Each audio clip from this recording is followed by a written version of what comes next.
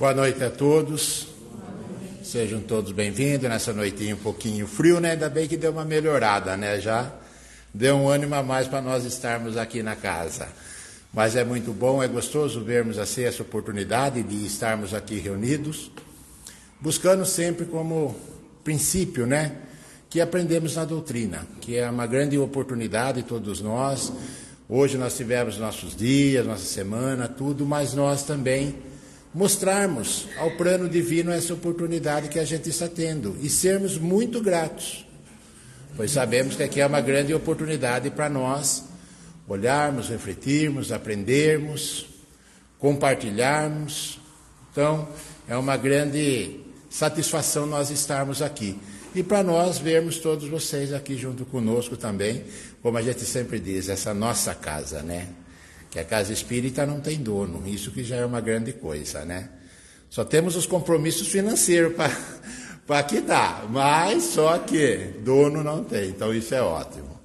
Então, pessoal, queria sempre, como falamos na questão dos informes, hoje a Lu, de tanto pedir, ela falou, hoje eu não vou pedir para os doces, mas peço a você, ela passou um zap lá para mim hoje, para mim pedir nos doces. Então, como sábado agora será o nosso evento lá na Escola Seletivo, nós teremos lá a barraca de doce. Caso alguém, boleiras e boleiros, não quem joga bola, boleiros que faz doce, certo? Quiser também nos auxiliar com um doce, qualquer tipo de doce, exceto de chocolate, porque vai ter lá dos alunos a barraca deles de chocolate. Então, para nós, assim, qualquer outro tipo de doce, tudo é válido, também que nos ajuda a angariar fundo para casa, certo? Esse daí nós já estamos preparando, vocês viram ali fora, tem até já para vinho quente.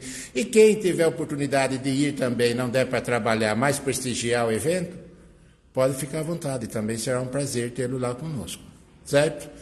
Dito isso, novamente reforçando, principalmente aqueles que estão aqui na casa pela primeira vez, tem esse livro da Fundamentos das Diretrizes da Doutrina Espírita. É um livro muito interessante para quem quer conhecer um pouco da doutrina. Ele é um oferecimento da USE Piracicaba, ele é distribuição gratuita. Tem ali no balcão, ali quiser pegar, pode só passar, retirar na hora de ir embora. E também temos o Arauto, que é um jornal bimensal, que também é feito com essa finalidade, para divulgar, nos auxiliar na doutrina, certo? Dado esses recados, hoje temos o nosso palestrante aqui, o Leonardo Arruda, que é de Limeira, um grande amigo, companheiro, que, graças a doutrinas também, nos deu essa oportunidade de nos conhecermos.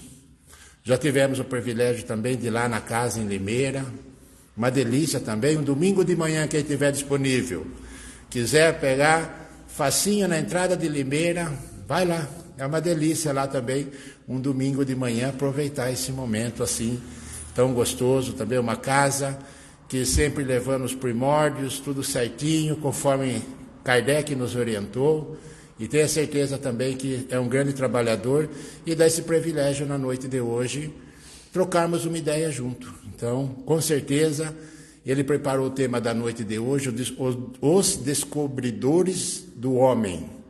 Então, que todos nós essa noite possamos estar bem atentos, bem abertos, bem receptivos, para que possamos absorver tudo o que o Léo preparou para nós na noite de hoje, tá certo? Então, fechando os nossos olhos, elevando o nosso pensamento a Deus, ao nosso Pai de amor e infinita bondade, que nos concedeu o dom da vida, a Jesus, nosso Mestre, que nos deixou esses grandes ensinamentos a seguir, e toda a equipe espiritual, aos nossos mentores, esse irmão, companheiro, que sempre nos orientando, nos intuindo, nos inspirando para a nossa caminhada, que também a todos que coordenam essa bendita casa. A equipe espiritual que nos acolhe aqui nesse momento, está aqui junto de nós, sabendo a necessidade de cada um de nós, mas que todos nós aqui possamos estar necessitando de algo. Que nesse momento das nossas orações, Senhor, que seja concedido a todos nós o que é necessário, somente o necessário. E que nós saibamos sermos sempre gratos por tudo que recebemos. E que todo esse amor, esse carinho, essa boa energia que aqui nos nutrimos, esse alimento divino, também possamos levar ao sair daqui aos nossos lares, ao nosso trabalho, aonde estivermos. Que esse amparo divino permaneça conosco, que o Léo, junto ao seu mentor, possa, como sempre faz, com muito amor, com muito carinho, transmitir para nós o aprendizado nessa noite de hoje. Mais uma vez o nosso muito obrigado, que esse amparo divino nos envolva nessa noite de hoje. Que assim seja. Léo?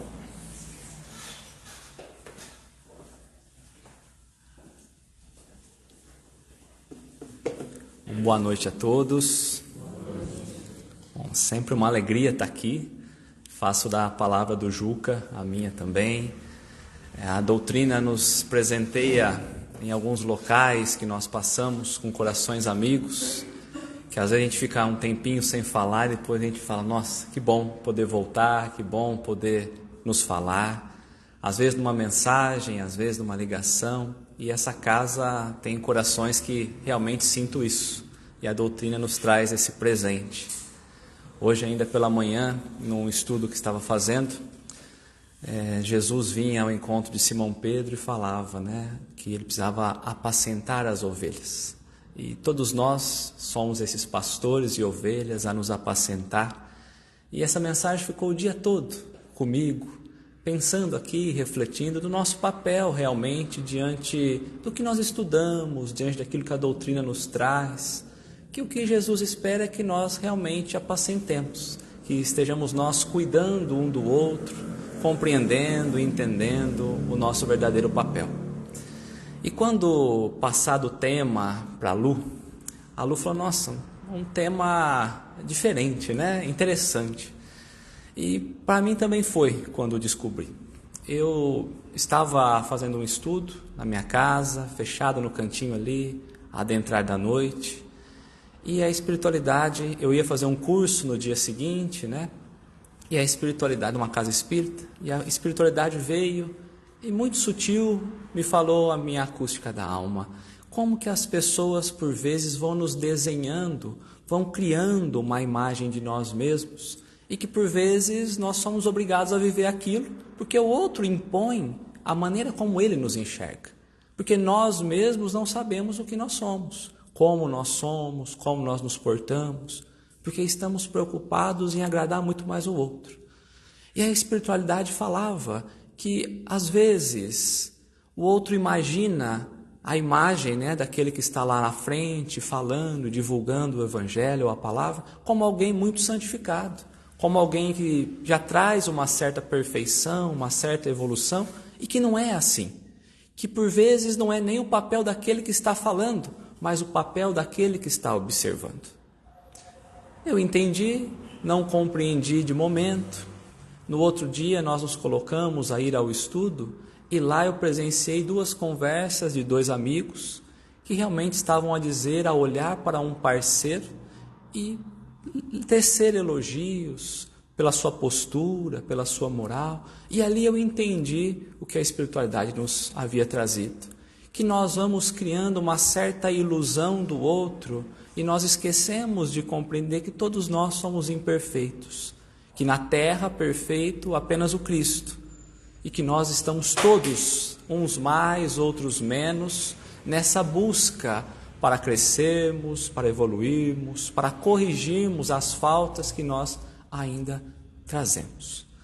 Chego em casa, pego um livro que por vezes antes de dormir eu me pego a ler um capítulo de um livro que eu já havia feito a leitura, Jesus no Lar, capítulo 12, quando eu abro Os Descobridores do Homem. E aí é justamente sobre esse capítulo que nós vamos decorrer um pouquinho, o que Neio Lúcio nos trouxe para o entendimento daquilo que nós somos. Porque descobridor pode ser algo que nós ainda não conhecemos, mas também pode ser algo que nós estamos escondendo tanto e em que algum momento pode ser descoberto por alguém. A dizer que por vezes nós não sabemos ainda o que somos, ou já sabemos e nos projetamos de uma outra forma, fugindo da nossa essência, para agradar muito mais ao outro do que para compreender o que nós somos e o que precisamos ser. E dentro desse início da nossa reflexão, eu gostaria de trazer a questão 919 do Livro dos Espíritos, aonde Kardec faz uma pergunta aos espíritos da codificação. Qual seria o meio mais prático e mais eficiente de o homem se melhorar nessa vida e afastar-se do mal? Aí muitas vezes as pessoas vão querer dizer, mas a vida é uma só, mas da vida material, nessa vida material. Qual é o meio mais prático e mais eficaz de nós melhorarmos nessa vida material e nos afastarmos do mal? E os espíritos vão dizer para ele que um sábio da antiguidade já havia vos dito, conheça-te a ti mesmo, para trazer a importância de nós nos conhecermos, porque o conhecimento de nós mesmos é a chave do progresso. E quando paramos a pensar Jesus como modelo e guia, esse que nos trouxe o conheça-te a ti mesmo é Sócrates, num discurso famoso, que desencarnou há mais ou menos 400 anos antes do Cristo, para dizer que, por vezes, não é o Cristo que vinha nos trazer. Muito antes da passagem na Terra, nós já conhecíamos essa mensagem, a necessidade de nós nos conhecermos. E Kardec faz uma segunda pergunta, dentro da própria pergunta, 919a. E como nós fazemos, então, para nos conhecer? E é aí que Santo Agostinho vem nos trazer o que muitos conhecem, mas poucos praticam. E Santo Agostinho vai dizer, faça o que eu fazia enquanto estava aí na Terra. Antes de dormir, me questionava sobre tudo aquilo, me interrogava a consciência sobre tudo aquilo que eu tivera feito durante o dia. E no outro dia, me colocava a corrigir. Conhecer a nós mesmos é ter a coragem de mergulhar naquilo que nós somos, nas nossas faltas, nos nossos erros, também nos nossos acertos. Nós vamos limitando a imagem de que somos assim e que nós não mudamos, a dizer que nascemos assim, que dificilmente nós deixaremos de ser assim. Mas quando analisamos a própria fala de Santo Agostinho na resposta, percebemos que é no pouco a pouco, no dia a dia, que nós temos que buscar esses estágios melhores. A pensar, o que eu fiz hoje pela manhã? A minha consciência aprova? Se não aprova, amanhã eu ajusto, amanhã eu tento, amanhã eu corrijo.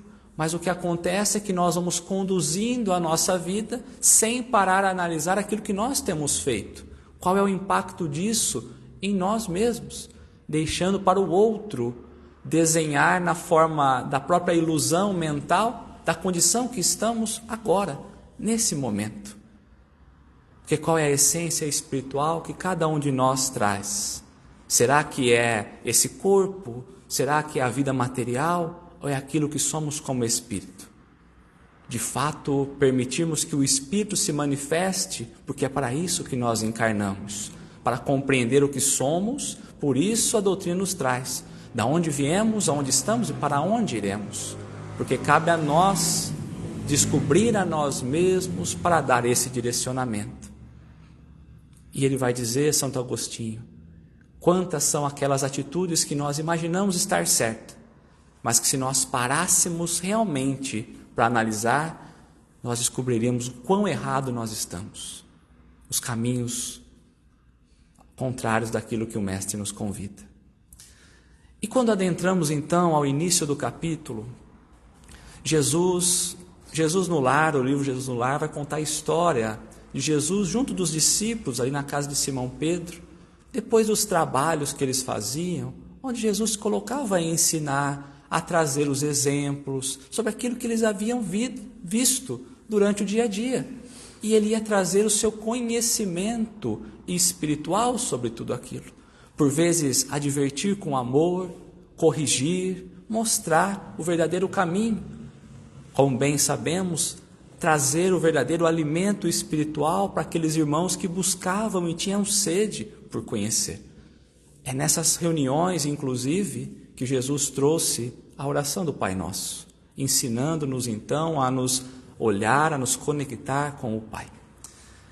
E nessa lição dessa noite em especial, Jesus havia programado falar sobre a fidelidade da alma humana a Deus, a mostrar a nossa fragilidade diante das leis divinas, porque nos achamos prontos e preparados, mas a verdade é que quando somos desafiados pela própria lei divina, nós encontramos ainda muito pouco preparado. Nós ainda caímos, nós ainda tropeçamos. E vai dizer que Jesus começa o seu ensinamento sorrindo, com um sorriso leve nos lábios, tranquilo e calmo, e vai começar a contar a história do livro de Jó. A maioria de nós já conhecemos a história de Jó, a fidelidade desse homem a Deus, mas vale a pena nós trazermos um pouquinho desse olhar para compreender sobre o que é que Jesus esperava daqueles discípulos, a dizer o que Jesus espera de cada um de nós. E quando nós paramos a pensar da importância de buscarmos o Antigo Testamento com uma reflexão espírita, o que será que Jesus ensinava no momento em que se encontrava com os discípulos, com a multidão? Porque o novo evangelho, ele vem depois do Cristo. O Antigo Testamento, ele vem então antes. Jesus vinha falar sobre, por isso dizia, não vim destruir as leis, mas mostrar como tenho que dar o cumprimento. Por isso o Antigo Testamento era o que Jesus falava aos discípulos, fazendo a ligação do Antigo com o Novo e a doutrina espírita. E é isso que nós pretendemos fazer nessa noite. O entendimento de Jesus, passando pelo Antigo, pelo Novo, e como a doutrina espírita nos convida a nos conectar mais profundamente com aquilo que Jesus espera que nós estejamos prontos. E ele vai começar dizendo então que Jó era um dos homens mais ricos do Oriente, que tinha uma fidelidade muito grande a Deus. E o demônio então vai encontrar com Deus em uma oportunidade, vai dizer que Jó só era fiel naquele tanto, porque a vida dele era muito boa. Tinha muitos recursos financeiros, muitas cabeças de gado, era muito próspero, e vai pedir para Deus então uma permissão para testar Jó na carne. E aqui nós já começamos a pensar na carne. Por que a necessidade de trazermos esse termo na carne? Porque enquanto ele está encarnado. Porque quando nós olhamos nas Escrituras, a reencarnação faz parte do conhecimento. Imaginamos que é algo que a doutrina espírita nos traz, mas é algo que está impregnado na nossa consciência há muito tempo. E Deus então dá a permissão, mas vai dizer que a única coisa que ele não daria permissão é para que tirasse a vida de Jó. Que tudo ele poderia fazer para testá-lo na carne, mas tirar a vida, isso não era permitido. E o demônio aceita. E vai dizer que ele vai provar a Deus que Jó não é fiel quanto ele imagina.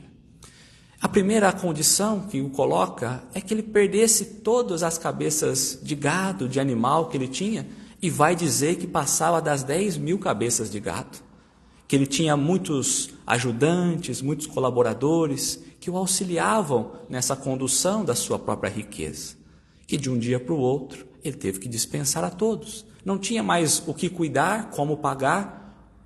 Vai dizer também que Jó tinha 10 filhos, belos, prósperos, 3 meninas e 7 meninos, mas em que uma ocasião, uma catástrofe, os 10 vieram a desencarnar na mesma oportunidade.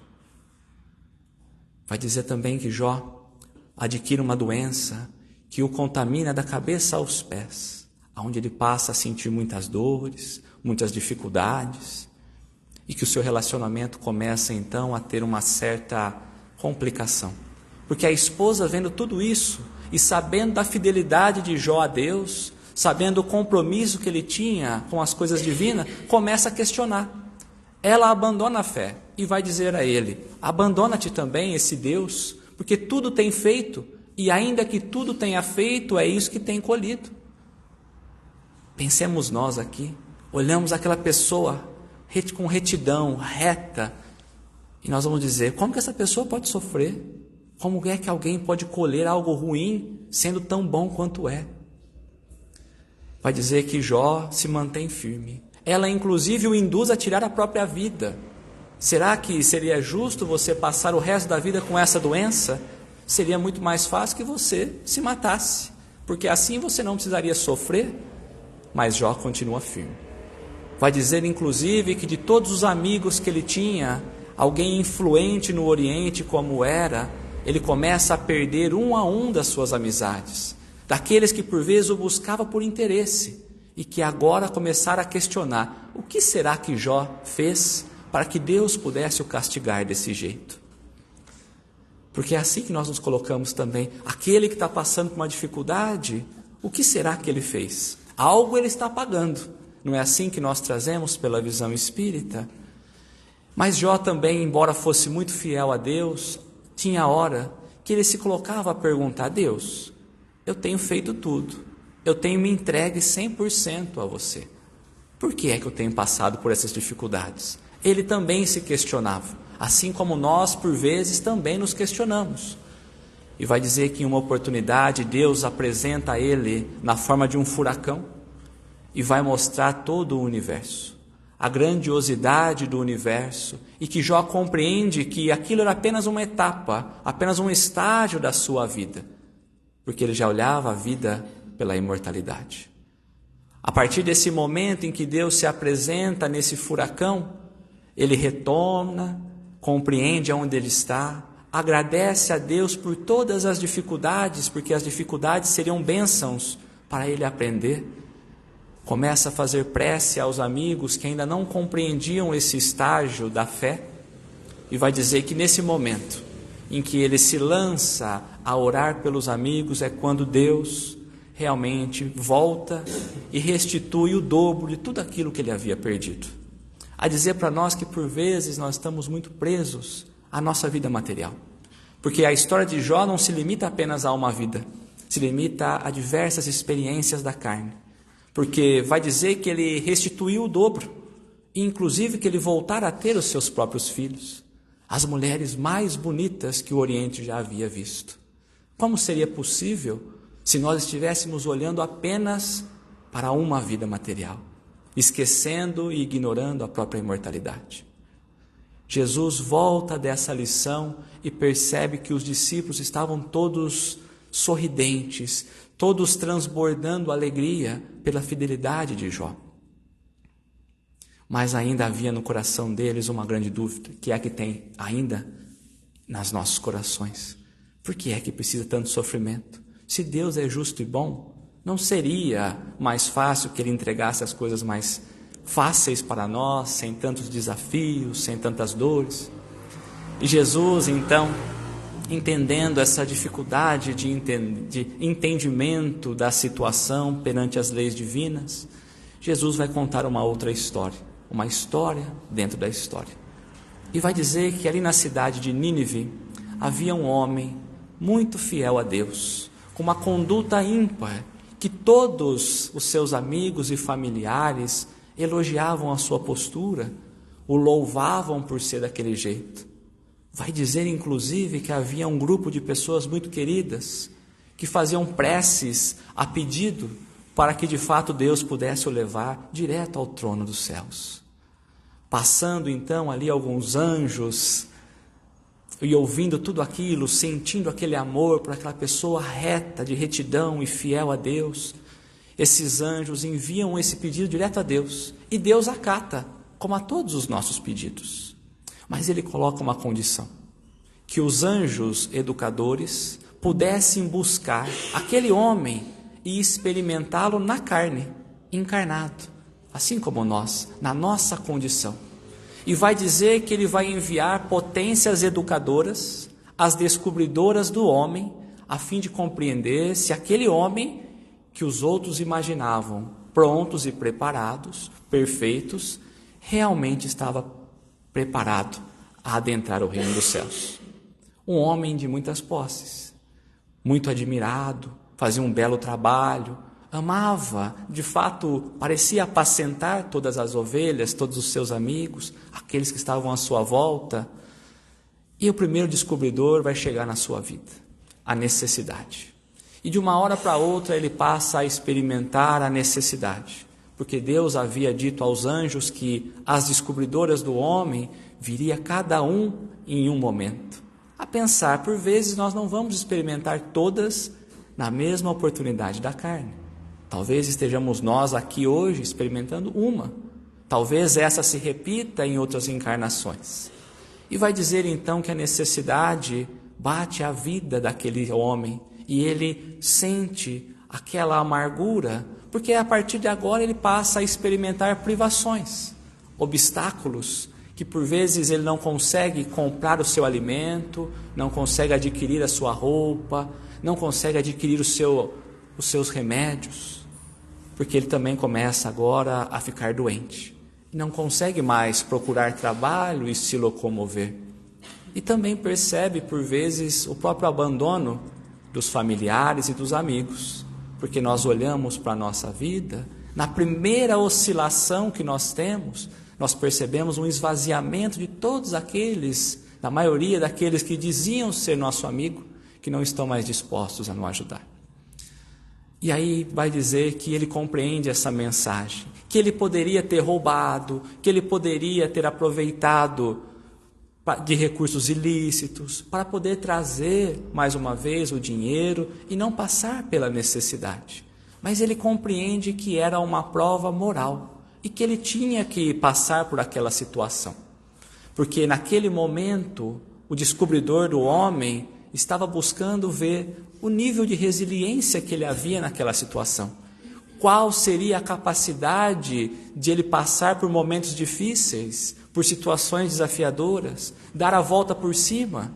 E vai dizer que ele conseguiu muito bem. Conseguiu equilibrar as coisas, conseguiu entender o seu papel. E aí nós entendemos aquilo que a doutrina espírita vem nos trazer. Emmanuel vai dizer que a necessidade é uma bênção divina na nossa vida, porque nos ensina a disciplina. Aquele que vive somente com o necessário, ele sabe o que é disciplina. Porque se ele gastar um movimento a mais, a necessidade aumenta. Ele não tem o que sobra, ele tem o que falta.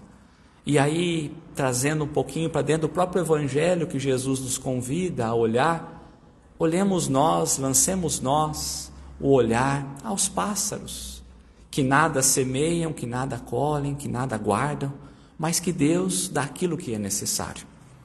Percebemos que aquele homem compreende o seu papel e cumpre fielmente o que o Evangelho havia o convidado. A, de fato, aprender com a situação, a ultrapassar, deixar para lá todas as privações e obstáculos, entender onde ele estava, como ele poderia ser útil naquele momento. E vai dizer então que ele passa. Mas a segunda prova, tentando então passar por aquela dificuldade, a necessidade, vem a riqueza. E ele começa a adquirir grande posse, muitos recursos, e a vida, a mesa começa a ficar muito farta. Ele começa a ter muitas posses, recursos, bens, porque ali seria a prova do desprendimento, a capacidade que ele teria de fazer o bem com aquilo que ele havia recebido. Porque o próprio dinheiro é uma bênção também, como Emmanuel nos traz, porque é a alavanca de muito progresso.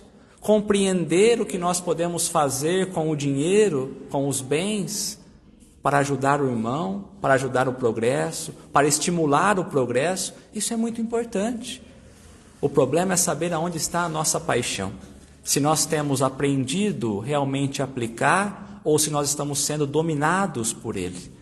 Por isso o próprio Evangelho vai nos trazer que nós precisamos muito bem compreender qual é a riqueza que nós temos estimulado, quais são os tesouros que nós temos buscado, aquele que as traças corroem, que os ladrões roubam, ou de fato aqueles que nós buscamos a edificação dos céus.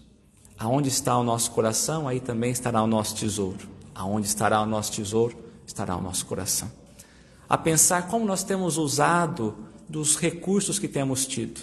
Se tivéssemos hoje muita posse, nós buscaríamos comer e esbanjar, viajar toda semana, comprar só roupas de marca. O que nós faríamos? Buscaríamos apenas aumentar o nosso patrimônio? Ou iríamos fazer como aquele homem na cidade de Nínive, que ajudava a distribuir para aqueles que não tinham, que abria empresas para trazer mais trabalho, para empreender, para dar novas oportunidades, abria instituições de caridade, realmente empenhava aquilo que o alto lhe dava, porque compreendia que tudo era empréstimo divino, porque assim o é. Quando bem pensamos, tudo que temos, Deus nos dá para que nós possamos desenvolver a nossa caminhada. Por isso o próprio Paulo diz a nós na carta a Filipenses: aprendi a alegrar-me com o que eu tenho, tanto na escassez quanto quando sobra, na abundância. É preciso que nós saibamos entender que o dinheiro, a necessidade ou a abundância, pouco importa dentro da essência que somos. Porque não é ter ou ser que vai mudar aquilo que nós somos na essência espiritual. Porque por vezes olhamos para aquele que tem e começamos a imaginar e colocar ele numa bolha diferente. Nós já olhamos como uma pessoa especial e por vezes não é. Às vezes nós mesmos, por adquirir alguma quantia a mais, já imaginamos uma posição diferente. Já mudamos a nossa condição de espírito. E é preciso, como sempre, buscar descobrir o que somos, tendo ou não tendo, na necessidade ou no dinheiro. E vai dizer que esse homem então passa pelas duas provas morais. E logo ele é visitado pela terceira, das 4 provas enviadas por Deus, o poder. O poder então vai o envolver e vai fazer com que ele se torne uma grande autoridade. E ele poderia naquele momento ter aproveitado para corromper, para influenciar de mal, influenciar o outro, para ganhar benefícios próprios, para ganhar benefícios para parentes, porque naquele momento a prova que ele enfrentaria era justamente da capacidade de influenciar as pessoas para o bem ou para o mal. E mais uma vez a doutrina espírita vai nos dizer que o poder é uma bênção, porque pode trazer a todos a tranquilidade da paz para aquele que tem o poder. E quando bem pensamos, as autoridades teriam condições de nos manter em paz, todos nós, mas assim não o fazem. Como será que nós lidaríamos com o poder se nós estivéssemos envolvidos nessa energia? Mas vai dizer que o homem também passa por esse desafio moral, porque ele compreende que ele poderia ensinar às almas que com ele estava o caminho correto, a não desviar dos princípios, a ensinar aqueles que não conheciam, a influenciar para o bem, a dizer que as situações que se desenham para nós podemos escolher de que lado nós vamos potencializar. Que dizer que é a ocasião que faz o ladrão é um engano muito grande. É aquilo que nós somos de fato. E precisamos ganhar identidade, porque nós somos espíritos. Já trazemos a nossa essência, mas temos nos escondido de nós mesmos.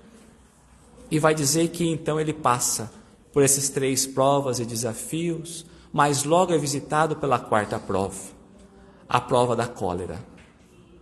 Vai dizer ali que o homem muito reto, muito honesto, estaria sendo agora testado justamente pelo seu próprio amor, o amor próprio, a perceber a capacidade da brandura e da mansuetude diante de situações que por vezes nós nos colocamos como desafiador.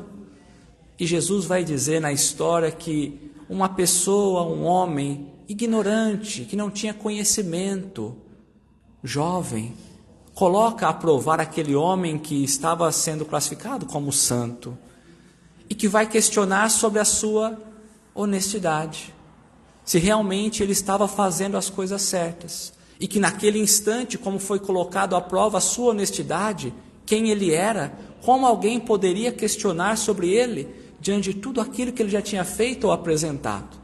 Jesus vai dizer que o sangue sobe à cabeça e que ele lança a ofensa aos familiares, aos empregados, àquele rapaz, ainda que nada ele devesse.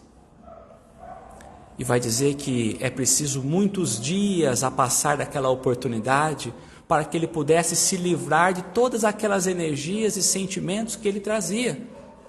A dizer que a prova da brandura e da mansuetude, aquele não tinha conseguido ultrapassar. Que por vezes nós passamos pela prova da necessidade, às vezes nós passamos pela prova do dinheiro e pela prova do poder, mas que quando colocados na prova da cólera, somos nós analisados ainda pela questão espiritual e não mais moral. E que muitas vezes a maioria de nós caímos. Quando eu fiz esse estudo, muitas vezes a gente começa assim, irritar por alguma coisa, eu paro e penso, bom, vamos tentar segurar um pouco. Porque realmente a gente vai passando, mas a cólera, irar-se, Às vezes nós não percebemos e na nossa essência, a nossa índole, nós ainda nos colocamos a disparar alguma coisa contra o outro. Por isso Tiago diz para nós que sejamos prontos a ouvir o outro, tardios a falar e mais tardio ainda a irar-se. Porque é preciso que nós nos coloquemos prontos a ouvir para compreender. Quando aquela pessoa colocou em questão tudo que ele havia feito, se ele tivesse parado, ele compreenderia que o outro ainda é um ignorante e não perderia tempo. Mas quando nós nos irritamos, colerizamos, nós estamos colocando abaixo daquele que nos questiona muitas vezes. Tardios a falar. Primeiro eu compreendo, porque eu não sei o que o outro não sabe, eu não sei o que eu tenho que explicar, eu não sei como orientar. Tardios a falar. E mais tardio ainda a se irar-se. A dizer que esse mais tardio não vai chegar, porque se eu me coloco a ouvir e eu me coloco a falar com brandura, dificilmente eu ficarei irritado. Por vezes uma faísca dessa cólera, ela é suficiente para abrasar muito tempo de trabalho ali na sementeira do amor que nós colocamos, e percebemos quantas famílias por vezes vão se separando, se afastando, por essas próprias condições que nós ainda trazemos, dessa animalidade que na essência ainda carregamos. É preciso que nós olhemos de fato como nós temos seguido e buscado, porque temos buscado muito do que é nosso, mas muito pouco daquilo que Jesus tem nos ensinado, muito pouco daquilo que Ele tem trazido para dentro de nós. Falamos, estudamos, refletimos sobre doutrina espírita, mas na primeira oportunidade nós caímos e deslizamos.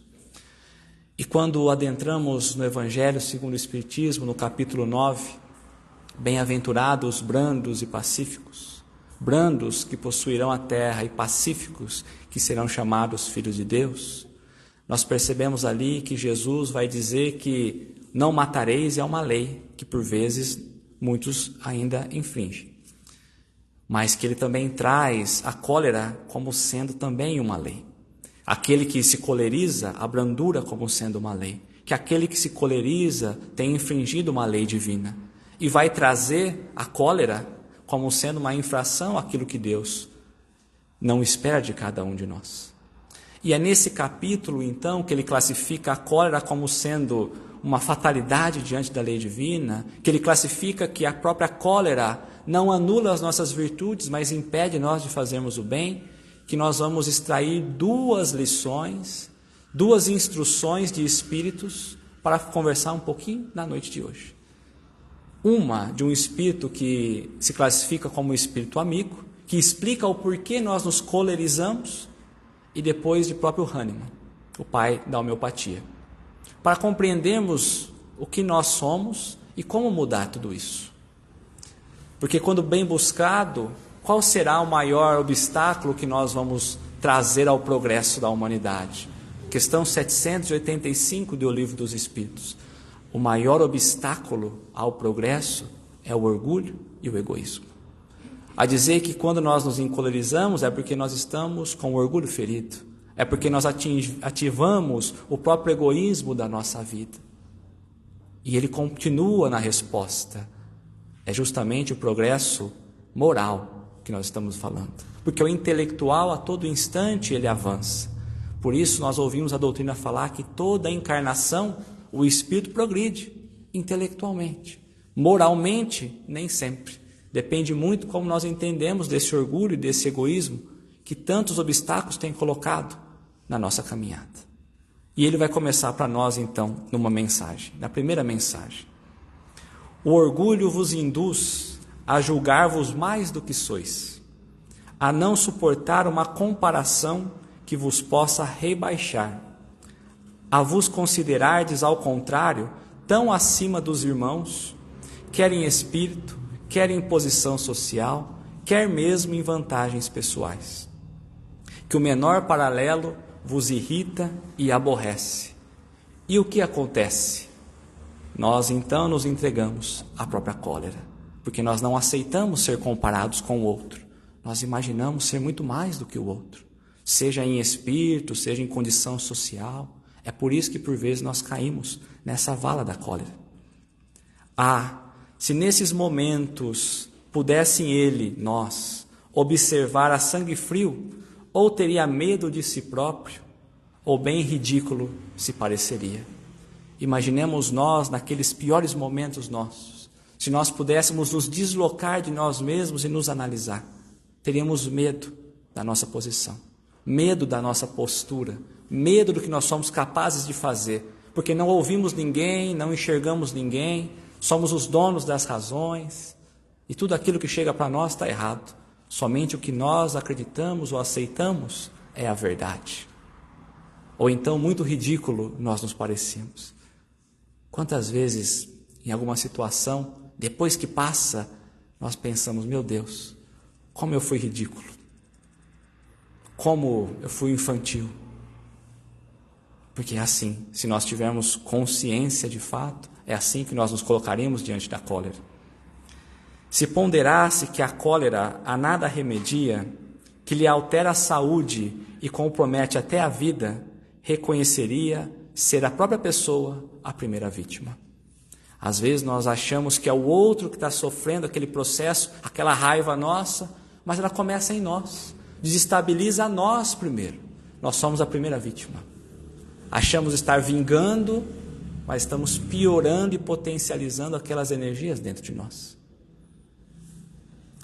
Em resumo, a cólera não exclui certas qualidades do coração, mas impede se faça muito bem e pode levar à prática do mal.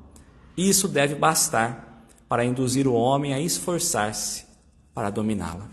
Então, todo o bem que nós fazemos são qualidades morais, mas a cólera está ligado ao nível espiritual de cada um de nós. Então, todo o bem que nós estamos fazendo, ele não é afetado pela cólera, mas nós deixamos de fazer o bem.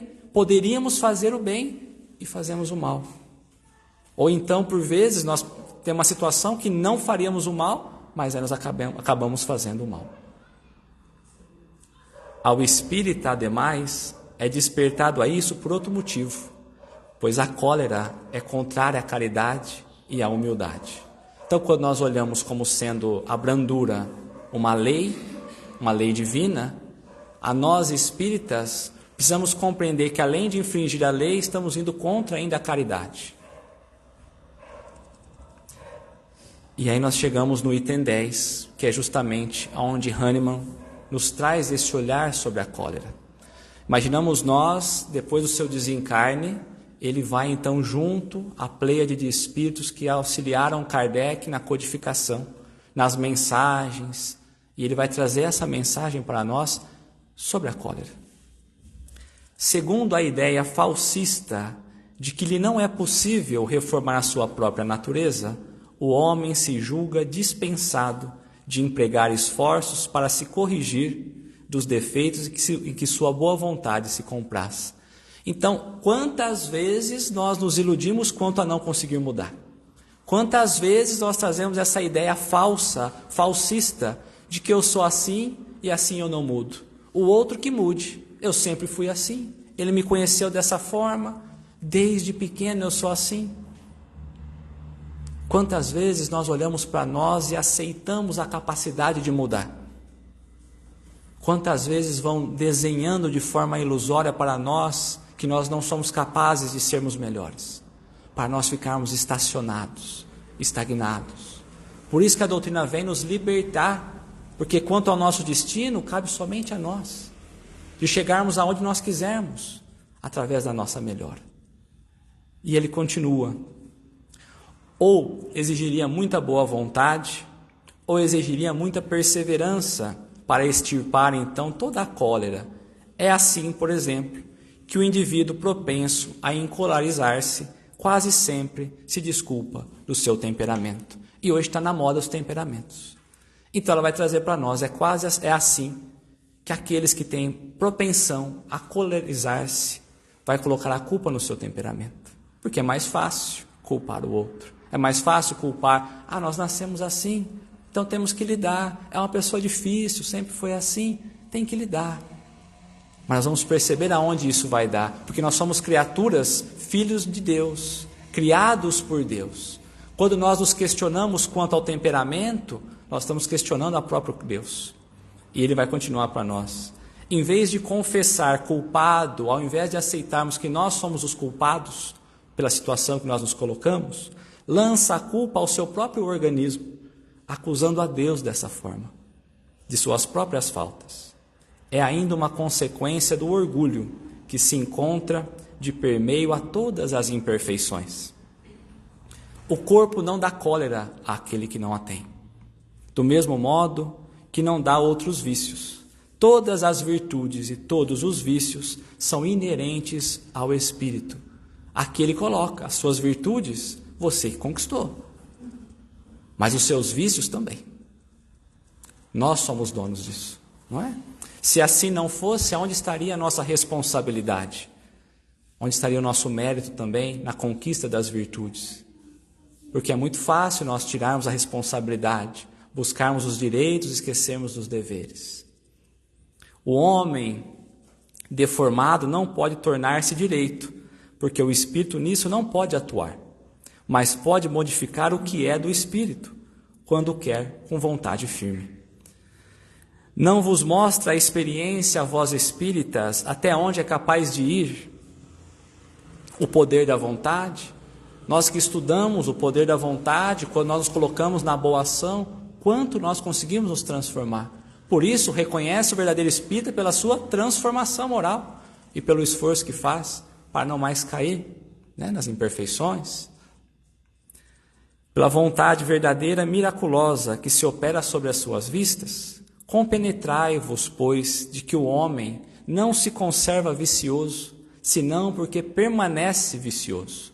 Nós só seguimos o vício porque nós queremos nos manter no vício.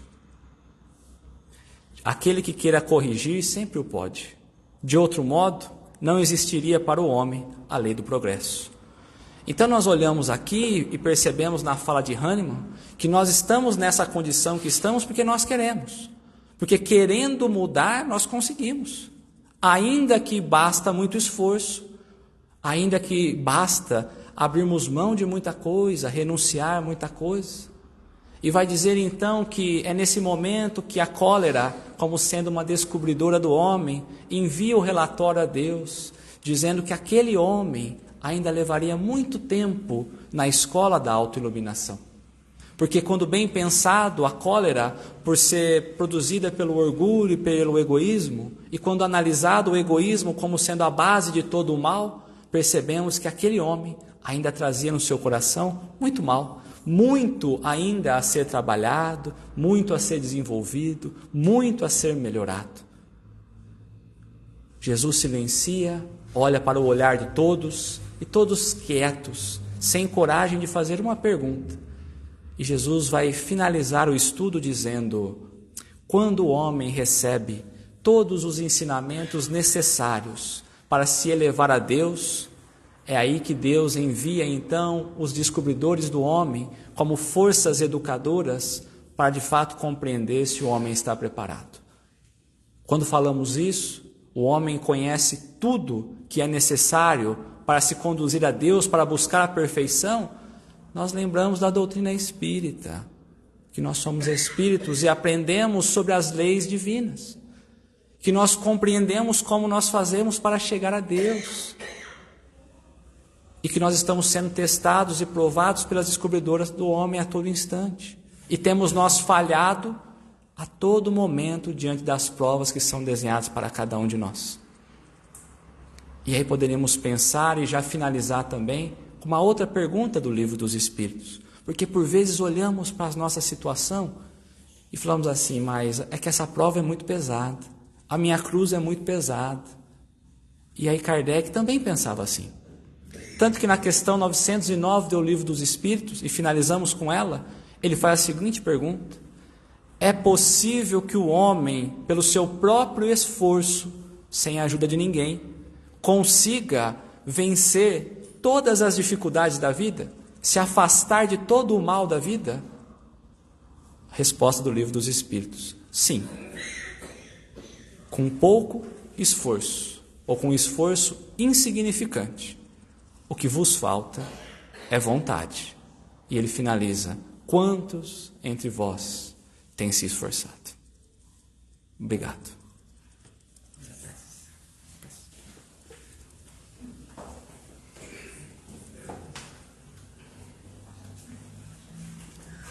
Léo, mais uma vez, muito obrigado, gratidão nossa pela lição da noite de hoje. E realmente, quando você falou essa pergunta 909, é uma das que eu mais presto atenção nela no Livro dos Espíritos, nos chamando a atenção que temos todos os recursos necessários, mas o que nos falta realmente é a tal vontade. E os Espíritos, o início da resposta é fantástico, né? Podemos melhorar? Sim. Fala, nossa, que maravilha, né? Mas, só que ele fala assim, com pouco. Fala, eu posso ir com pouco, legal. Então tá tudo certinho, daí eles se complementam, né? O que vos falta é vontade. Então, realmente que nós possamos, a cada dia, a cada oportunidade, potencializar um pouquinho mais, não muito, um pouquinho mais pelo menos, essa nossa vontade. Mais uma vez, o nosso muito obrigado pela lição e tenha certeza que valeu muito essa reflexão para todos nós aqui, para levarmos para os nossos lares e no decorrer dos nossos dia a dia aí. Certo? Então vamos continuar agora para a segunda parte. Quem quiser depois tomar o passe, é só ficar sentado que o Cristiano vai orientando aí. E vamos então, aproveitando esse momento, com o coração cheio de gratidão, agradecendo a Deus, esse Pai que nos compreende, que nos concedeu o dom da vida, agradecendo a Jesus pelos seus ensinamentos e pelos nossos amigos, que realmente essa lição da noite, onde nos advertiu acima de tudo, que busquemos a cada dia incessantemente buscar nos conhecer um pouco melhor. E cada passo da nossa descoberta, que possamos colocar em prol um pouquinho mais das nossas vontades. Sabemos que somos espíritos imortais. Aqui estamos de passagem, logo retornaremos. E assim sucessivamente. Já viemos várias vezes aqui ou em outros planetas, mas que sabemos também que vamos retornar e o Pai sabe onde é necessário para cada um de nós. E que nós tenhamos sempre, sempre a certeza dentro de nós que temos tudo necessário que precisamos para nosso progresso. O que cabe a nós é buscarmos a cada dia, compreendermos que ainda somos crianças espirituais, mas que busquemos sempre com bom ânimo, com boa vontade, a cada dia, aproveitar tudo que o Pai prepara para nós, a cada dia, a cada despertar, em cada situação da nossa vida, iniciando sempre pelos nossos lares, que possamos, o nosso lar seja um ponto de início de exercitarmos o nosso aprimoramento, para que possamos nos auxiliar e também amparar aquele junto, ali está conosco. Mais uma vez o nosso muito obrigado, que o amor, a paz de Jesus e o auxílio e o amparo dos nossos amigos espirituais permaneçam conosco hoje e sempre. Que assim seja.